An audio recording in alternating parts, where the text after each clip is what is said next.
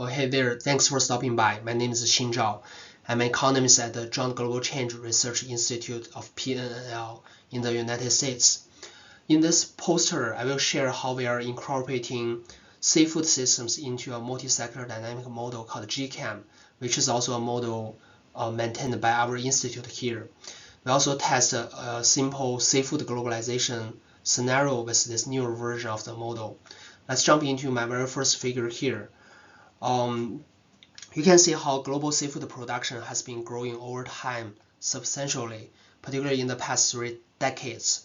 But this recent growth has been mainly driven by agriculture, while the wild capture has mostly stabilized. Behind this figure, there are actually a lot of spatial and sectoral details. There's also the corresponding consumption and international trade.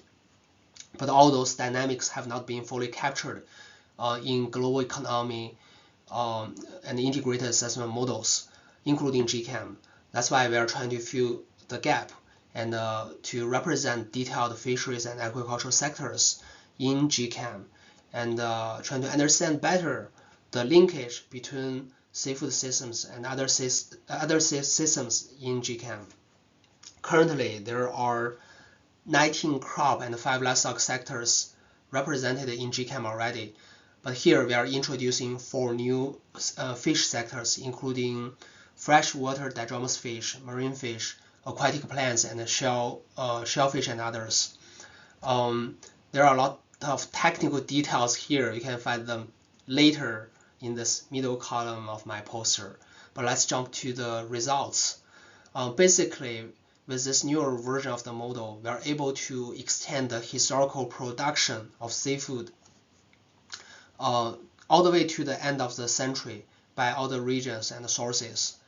We are able to capture this regional heterogeneity in growth patterns and also supply sources.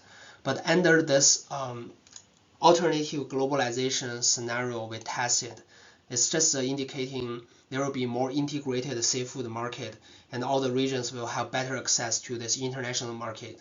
There will be about 3% increase in global total production of seafood due to this higher efficiency driven by globalization. There will also be a redistribution of supply, as you can see by the red dotted lines here.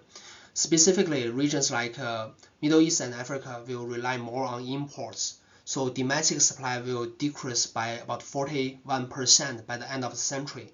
But other regions will produce more efficiently and export more. So on the other hand, if you look into the food demand, Middle East and Africa will have about 18% higher seafood calorie supply due to this globalization. Other regions will have minimal impacts on food consumption. So in summary, this study documents the data and modeling developments for representing the fishery and agricultural sectors in GCAM. Well, there's a lot more refinements, technical refinements needed.